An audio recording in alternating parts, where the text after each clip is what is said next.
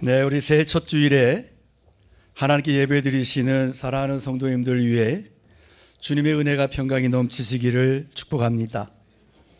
새해가 되면 사람들이 많이 결심을 이런저런 결심들을 하는데 작심삼일이라고 대부분의 며칠 안 가서 흐지부지 되는 것을 봅니다. 왜 그럴까?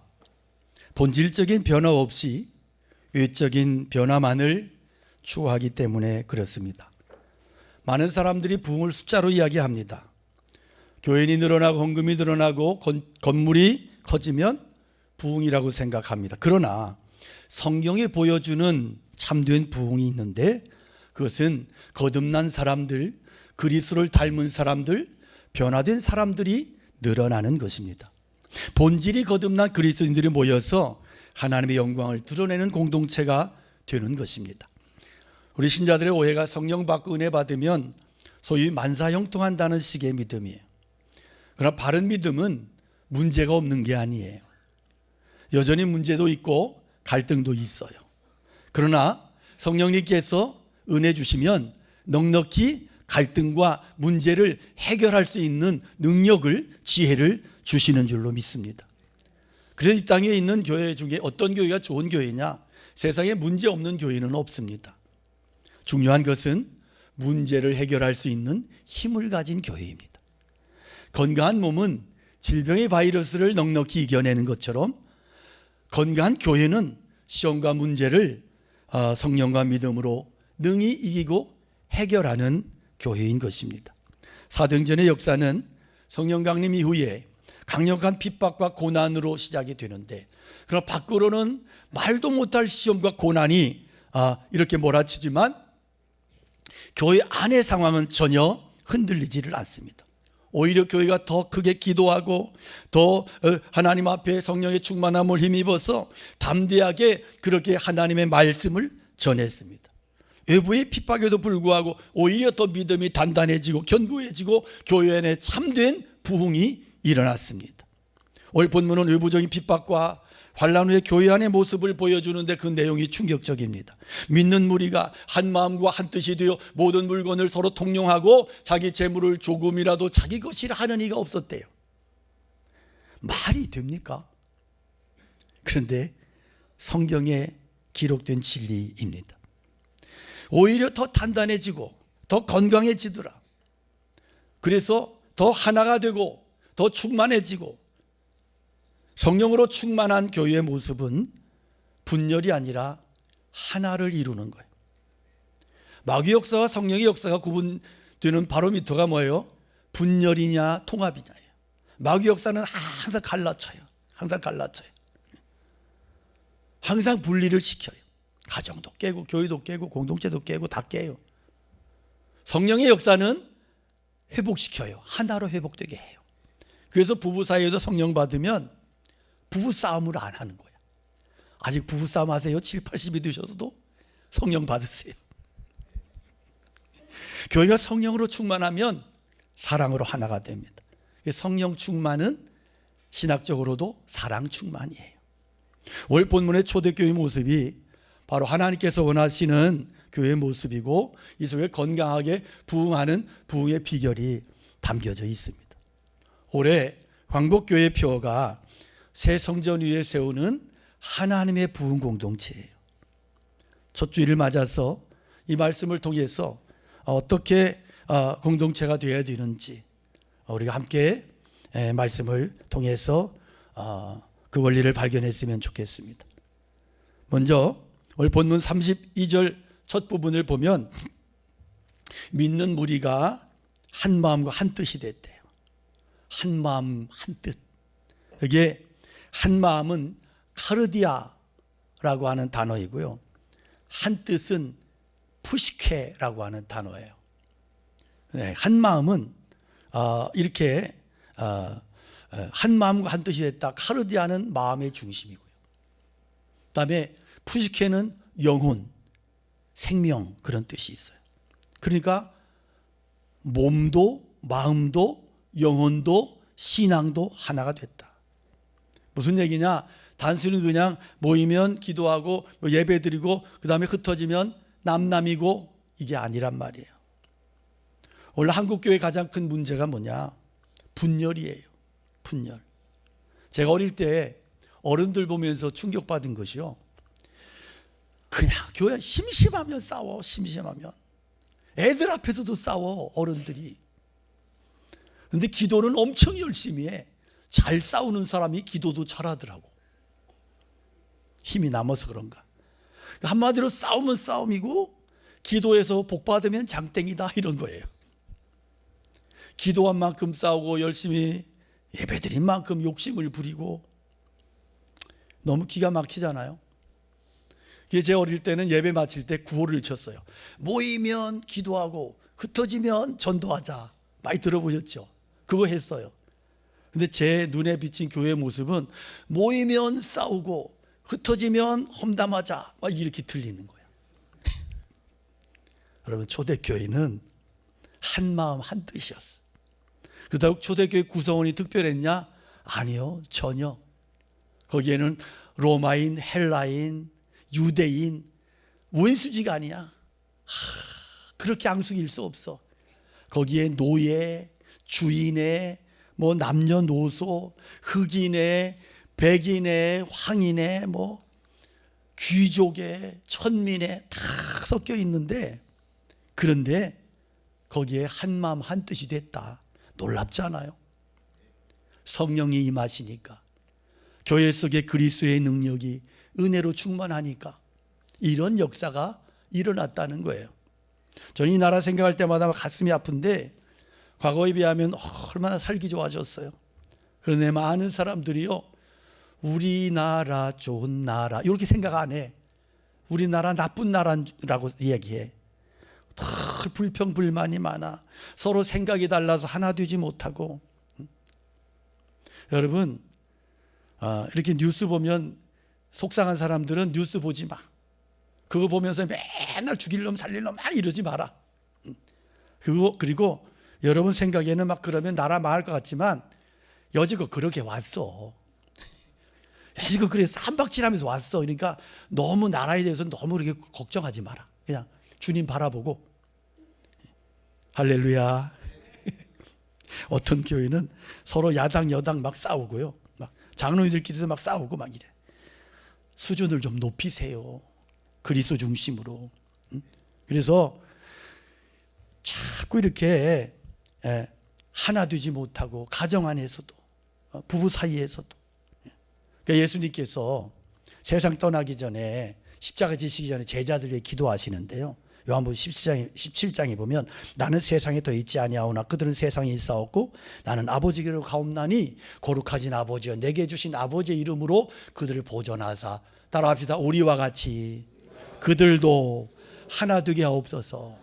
요한복음 강의하면서 충분히 나눈 말씀인데요, 예수님께서 성부, 성자, 성령 하나님의 온전한 하나됨처럼 교회도 그렇게 하나 되게 해달라고 기도하시는 거예요. 어쩜 이 시대에 가장 필요한 절실한 기도가 아닐까요? 그럼 뭘로 하나 될 수 있느냐? 에베소서에 보니까 4장에 보니까 평안에 매는 줄로 성령이 하나 되게 하신 것을 힘써 지키라. 몸이 하나요 성령도 한 분이시니 이와 같이 너희가 부르심의 한 소망 안에서 부르심을 받았느니라. 주도 한 분이시고 믿음도 하나이고 세례도 하나이고 하나님도 한 분이시니 곧 만유의 아버지시라. 만유에 계시고 만유를 통일하시고 만유 가운데 계시도다. 할렐루야. 성경이 확실하게 우리가 믿는 믿음을 하나라고. 하나님도 한 분, 교회도 하나, 세례도 하나, 소망도 하나, 모든 게 하나. 이게 우리의 신앙 고백이에요. 우리는 똑같은 신앙 고백을 하는 사람들이에요. 초대교회가 하나가 될 수 있었던 그 비결이 뭐냐? 성령 안에서 십자가와 예수 그리스도를 바라보았기 때문에. 부활의 그리스도를 바라보았다. 한 성령 안에서 한 분 같은 분을 주님으로 모시고 같은 복음을 믿고 같은 사명을 품을 때 교회가 아름답게 하나가 되었다고요. 여러분, 교회가 하나 되는 비결이 있어요. 그것은 성령 안에서 예수 그리스도를 함께 바라보는 거예요. 자기 생각, 자기 주장, 자기 감정 내려놓고 그리스도만을 바라보고 높이는 거예요. 세례 요한의 고백처럼 예수님은 흥하고 나는 망하고, 이런 자세가 있을 때 교회가 하나 되는 것이에요. 이런 은혜가 우리 안에 있기를 축복합니다. 두 번째 특징이 뭐냐면 놀라운 나눔이에요. 근데 그들의 나눔은 강제적이지 않아요. 자발적인 나눔이야. 모든 물건을 서로 통용하고 자기 재물을 조금이라도 자기 것이라 하는 이가 없더라. 그 중에 가난한 사람이 없으니 그랬어요. 누가 시키지도 않았는데 소유를 막 내놔. 여러분, 은혜 받으면 특징이 어떻게 나타나는지 알아요? 내 소유에 대한 욕심이 이렇게 내려놔지는 거야. 은혜 받으면 주고 싶어. 막. 하나님께도 드리고 싶고 도와주고 싶고 막 이렇게 먹이고 싶고 이런 마음이 일어나는 거야. 은혜가 없으면 그냥 속된 말로 다 쌩까는 거야. 다 필요 없어. 다 필요 없어. 막 이러고 막 자기만을 생각해. 여러분, 여기에 보니까 가난한 사람이 없었대요. 근데 이 말씀이 어디에 나오냐면 구약성경 신명기 15장에 나오는데 이 동일한 표현이에요. 동일한 말씀이에요. 이것을 누가가 이렇게 사도행전을 기록하면서 그 말씀을 그대로 인용해서 여기에 붙인 거예요. 그 말씀이 무슨 내용인가 하면 내가 만일 네 하나님 여호와의 말씀만 듣고 내가 오늘 내게 내리는 그 명령을 다 지켜 행하면 내 하나님 여호와께서 내게 기업으로 주신 그 땅에서 반드시 복을 얻으리라. 그러면서 너희 중에 가난한 자가 없으리라 그랬어요. 이 하나님 약속이거든요. 근데 이 말씀이 지금 어떻게 됐다? 이루어졌다. 어떻게? 성령 안에서, 예수 그리스도 안에서 이루어졌다. 이 말씀이 무슨 내용이냐면 안식년에 대한 규례예요. 하나님께서 그랬어요. 야, 가난한 사람들이 돈 빌려주지? 그럼 7년째 될 때 그거 갚지 마. 그거 용서해줘. 그거 다 탕감해줘. 그리고 희년이 되면 그때는 정말로 모든 것을 그렇게 해서 회복을 시켜라. 그러면 내가 너에게 약속할게. 그 땅에 가난한 자가 없어진다. 주님의 약속이거든요. 그런데 이스라엘 역사를 보면 이거 지켜냈어요? 못 지켰어요? 한 번도 못 지켰습니다. 한 번도. 제대로 지킨 적이 한 번도. 이스라엘 역사를 보면 하나님이 말씀을 주셨지만 한 번도 못 지켜. 왜 그랬을까? 탐욕을 극복하지 못하는 거야. 탐욕을. 부패한 본성 안에 있는 뿌리 깊은 탐심을 극복을 못해. 그런데 오늘 이 탐심을 해결한 공동체가 바로 초대교회인 거야. 구약에 실패한 하나님의 나라가 초대교회를 통해서 드디어 회복되었다. 이것을 성경이 우리에게 말씀하시는 겁니다. 구약의 역사 동안 이스라엘의 불순종으로 인해서 누누이 실패했던 하나님의 나라가 초대교회를 통해서 지금 세상에 증거되고 있다. 구약의 실패가 신약에 이루어진 사건이 바로 오늘 본문인 거예요. 그럼 여기서 이런 질문이 생기죠. 어떻게 그러면 똑같은 인간인데 그런데 구약에 실패한 나라를 어떻게 성취할 수 있었냐 하는 거예요. 이 대답이 33절에 나와요. 그것은 초대교회가 주 예수의 부활을 증거하는 은혜 받은 공동체였다 하는 겁니다. 그래서 33절에 보면 사도들의 큰 권능으로 주 예수의 부활을 증언하니 무리가 큰 은혜를 받았대. 여기에 큰 권능이라고 하는 헬라어 단어는요, 듀나미스 메갈레라는 단어예요. 이 듀나미스라고 하는 단어에서 파생된 영어 단어가 다이나마이트예요. 다이나믹은 계속 충전되는 그런 에너지라면 다이나마이트는 폭발적인 능력이잖아요. 사도들의 설교의 말씀에 폭발적인 능력이 있었다고. 저는 늘 기도하는데 제가 부족해서 그런데 정말 늘 하나님의 말씀에 능력이 임하고 그 설교를 듣는 성도들의 삶에 그 능력이 변화로 나타나기를 늘 기도하고 있어요. 그들이 증언한 내용이 뭐예요? 주 예수의 부활을 증언했다고요. 그들이 전한 것이 윤리, 도덕, 상식, 인본주의, 심리학, 상담 이런 게 아니에요. 또 성공, 번영도 아니에요. 오직 그들이 전한 것이 뭐예요? 예수 그리스도의 십자가와 부활이에요. 그 부활은 뭐냐? 부활의 신앙이 뭐냐? 부활의 신앙은 세상이 전부가 아니다 하는 선언이에요. 그동안 세상이 전부인 줄 알고 땅에 코박고 막 두더지처럼 땅을 파던 인생이 부활의 신앙을 경험하고 부활의 능력을 경험하고 성령 안에서 부활을 체험하고 나니까 이 세상이 다가 아니네. 눈이 확 뒤집어지는 거예요. 영원한 하나님의 나라가 보여지는 거예요. 주님의 나라가 내 눈에 들어오는 거예요. 그래서 이 세상을 다르게 살아가는 거예요. 욕심 덩어리 인생이 소망 덩어리 인생이 되고, 믿음으로 세상을 사랑으로 그렇게 섬기며 살아가게 되더라. 대표적인 예가 바울 사도예요. 바울 사도는 다메섹 도상에서 부활하신 그리스도를 만난 이후에 그의 삶이 완전히 뒤집어집니다. 하나님의 나라를 봤거든요. 구원의 그리스도를 경험했거든요. 그리스도를 만남으로 그에게 하나님의 나라가 임했거든요. 그래서 하나님의 나라를 위해서 그가 모든 걸 다 드려요. 그래서 그가 이렇게 고백해요. 우리는 속이는 자 같으나 참되고 무명한 자 같으나 유명한 자요 죽은 자 같으나 보라 우리가 살아있고, 징계를 받는 자 같으나 죽임을 당하지 아니하고 근심하는 자 같으나 항상 기뻐하고, 가난한 자 같으나 많은 사람을 부유하게 하고, 아무것도 없는 자 같으나 모든 것을 가진 자로다. 할렐루야. 너무 역설적인 고백이 있잖아요. 이런 고백 누가 드릴 수 있어요? 하나님 나라가 내 안에 하나님의 나라가 이루어진 백성. 그 믿음 없이는 누구도 할 수 없는 고백이에요. 하나님의 나라에 비하면 아무것도 아니라는 거예요. 영원한 생명에 비하면 우리의 육신의 목숨 한순간의 꿈이라는 거예요. 그러니까 여러분, 이 땅의 목숨 부지하려고 막 아둥바둥 하는 거, 저는 죽을 때 멋있게 죽고 싶어 지금 기도하거든요. 그거 막 산소 호흡기에 막 줄을 링거 줄을 5개 6개 이걸 하고는 그 줄 빠질까 봐 살살 가라. 전 그렇게 살고 싶지 않아. 저희 아버님 보면서 제가 은혜 받았거든요.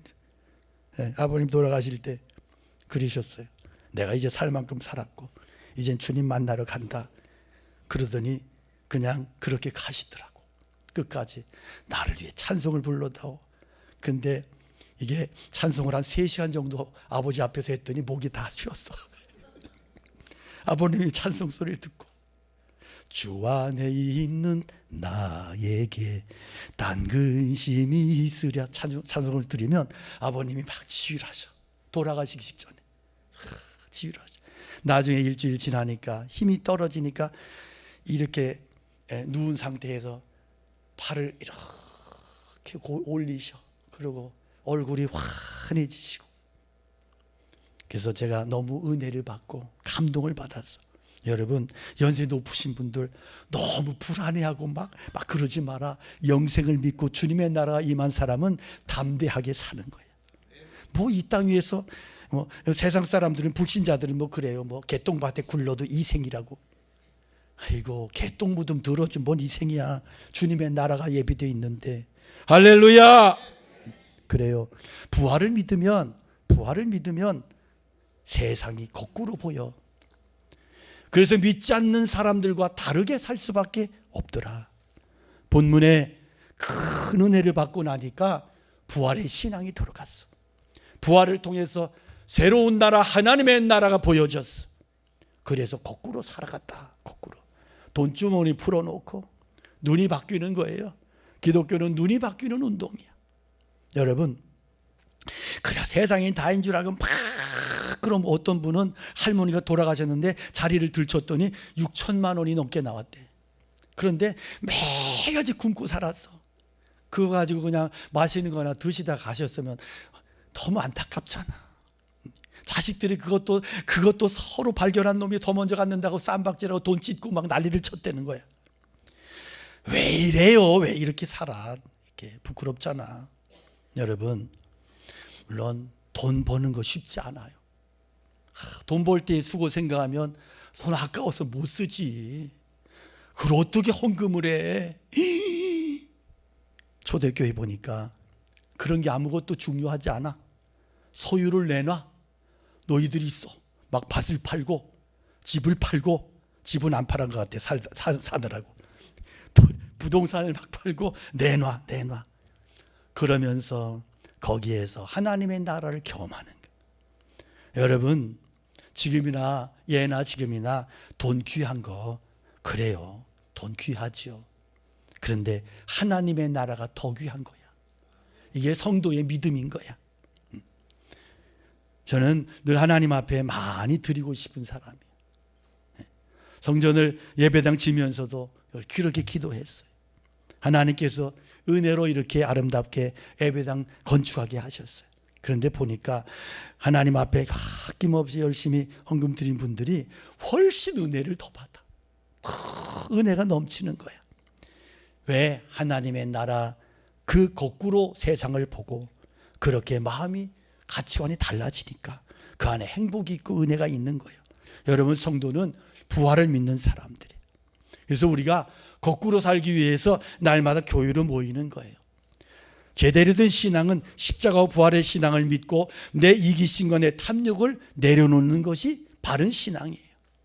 내 탐욕을 채우기 위해서 교회로 오셨다면 그 사람은 아직 신앙이 잘못된 거예요. 여러분, 우리 이 사실을 잊어버리면 안 돼요. 그래서 초대교회의 모습은 세상 자랑하지 않았어. 예수님 자랑하고 하나님의 나라를 자랑하고 그렇게 실패한 구약에 실패한 나라가 성취되는 그 놀라운 은혜와 축복을 경험하고 누렸던 거예요. 그렇게 했던 것은 성도들이 부활의 신앙을 회복하고 부활의 능력을 경험하고 그렇게 큰 은혜를 받았기 때문이고, 이것이 바로 주님이 우리에게 원하시는 참된 교회의 모습이라는 것이에요. 그래서 우리가 이 세상을 살아가면서 오늘도 한번 신앙생활하며 예배를 드리면서 우리의 신앙을 한번 돌아봤으면 좋겠어요.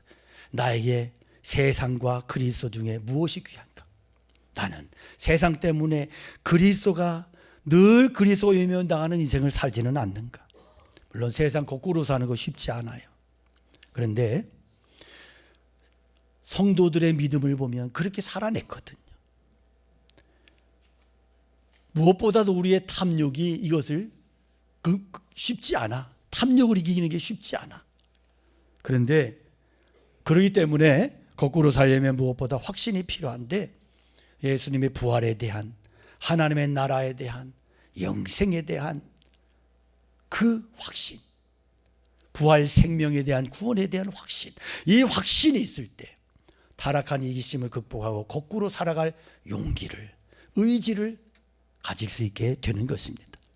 사도행전 17장을 보면 바울 사도가 빌립보에서 엄청난 매를 맞고요, 그 일행이 고난당하고 쫓겨나. 그리고 어디로 가냐면 데살로니가로 갔는데요, 데살로니가는 당시에 부유한, 굉장히 정치적으로 경제적으로 굉장히 유명한 도시예요. 그런데 거기에 가서 또 복음을 전하는 거야. 생각해 보십시오. 겁나 그도 터졌어.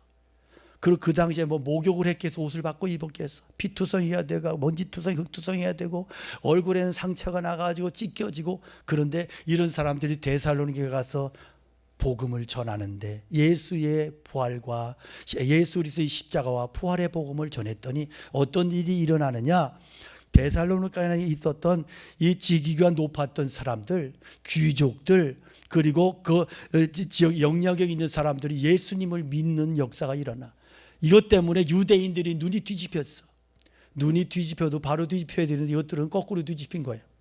그래가지고 이렇게 난리를 치고, 그리고 이들을 붙잡아다 고소하고 고발을 하는데, 뭐라고 고발하냐 하면 사도행전 17장에 보니까 천하를 어지럽게 하던 이 사람들이 여기까지 쳐들어왔다고 고발했어요.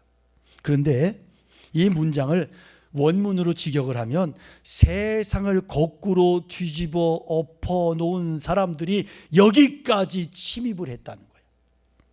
여러분, 고발을 당해도 너무 멋있잖아요.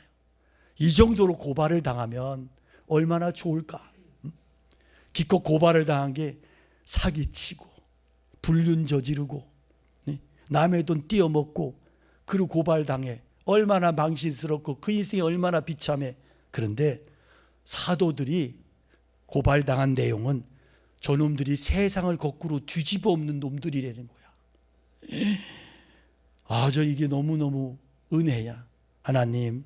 그래서 이 본문을 읽다가 하나님 광복교회를 통해서 세상이 뒤집어지는 은혜가 있기를 원합니다. 성도들의 신앙이 뒤집어지고 그 뒤집어진 영성이 세상을 뒤집어 엎는 능력이 되게 하여 주시옵소서. 우리가 그렇게 기도할 수 있기를 축복합니다. 할렐루야. 초대교회는 특별한 사람들의 모임이 아니에요. 연약하고 부족한 사람들이에요. 그러나 그들 안에 부활하신 그리스도가 살아계셨고 성령 하나님께서 그들을 하나 되게 하셨습니다. 우리도 마찬가지, 우리도 연약해. 그러나 우리 안에 부활하신 그리스도가 살아계시는 확신이 우리의 삶을 뒤집어 엎을 수 있는 거예요. 바라기는 성령 하나님께서 오늘 초대교회 성도들처럼 우리에게도 이런 부활의 큰 은혜와 믿음을 주시기를 기도합니다. 예수님의 부활이 나의 믿음이 되어서 이 땅을 살아가되 하나님의 나라를 바라보고 집중하며 그 나라를 위해서 이 땅을 거꾸로 살아가는 믿음의 종들이 되시기를 주님의 이름으로 간절히 축원합니다. 축원합니다. 우리 함께 말씀 기억하며 찬양 올려드리겠습니다.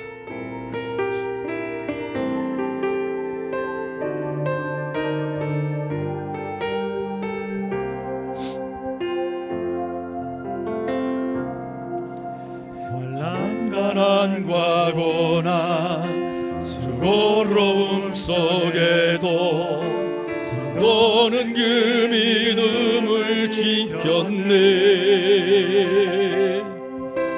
주를 섬기는 일에 자신을 나들이며 진리의 말씀과 성령으로 그 길을 걸어 한 번 더 고백합니다. 환난 가난과 고난, 가난과 고난 수고로움 속에도 성도는 그 믿음을 지켰네. 주를 섬기는 일에 자신을 나들이며 진리의 말씀과 성령으로 그 길을 걸었네. 아멘. 그리스도 안에서 새롭게 하시 그리스도로 인하여 자유케 되었습니다. 자유케 되었네. 우리는 죽음의 위기 속에도 참 생명을 가졌습니다. 생명 가졌고 근심 하나 기뻐하며 하나하나 다른 일을 부욕케 하니 우리 손을 들어 고백합니다. 우리는 무명하나 우리는 유명한 자요. 죽음의 위기 속에도 참 생명 가져 그렇습니다. 주님 하나 기뻐하며 하나하나 다른 일을 부욕케 하는 자 모든 것 가진 자로다. 모든 것 가진 자 오늘 말씀을 기억하며 우리에게 초대교회의 그 믿음을 달라고 함께 주님의 이름 부르 기도합니다. 주여 아버지 하나님 주님의 은혜를 구하며 나가 주님 축복하여 주시오. 은혜를 더하여 주시오. 우리에게 믿음을 회복시켜 주시오. 하나님 그래서 주님이 기뻐하시는 교회 주님께서 감동하시는 교회 주님이 정말로 축복하시는 교회 성도들로 우리를 그렇게 세워주시옵소서. 하나님 연약합니다. 하나님이 세상을 살아가기에는 너무나 연약하고 부족합니다. 오늘 우리에게 세상 이긴 믿음을 주시옵소서. 우리의 믿음을 축복하여 주셔서 세상 살아갈 때에 거룩한 믿음으로 성령 안에서 승리하는 삶을 살아갈 수 있도록 축복하여 주시옵소서. 하나님 아버지 오늘 새해 첫 주일에 우리에게 주시는 말씀을 기억하기 원합니다. 한마음 한뜻이 된 교회, 아낌없이 그리스도의 사랑으로 손을 벌려 나누며 그 사랑을 전하는 교회, 부활의 능력에 붙들려서 담대히 험악한 세상을 믿음으로 선포하며 정복하며 그리스도의 능력을 증거하는 교회, 하나님의 참된 부흥을 경험하고 선포하며 살아가는 교회로 우리를 축복하여 주시고 믿음을 견고하게 세워주셔서 세상 속에서 하나님의 능력을, 부활의 그 능력과 복음을 증거하며 선포하며 살아가는 하나님의 종들로 세워주시옵소서. 이제는 우리 주 예수 그리스도의 은혜와 하나님 아버지 그 사랑하심과 성령님의 감화 감동 역사 축복하심이 주의 말씀을 듣고 결단하며 세상을 향해 나가는 사랑하는 성도들 머리머리 위에 속한 가정 위에 교회 위에 이 나라 이 민족 세계 열방 가운데 늘 함께 계시옵기를 간절히 축원하옵나이다. 아멘. 아멘.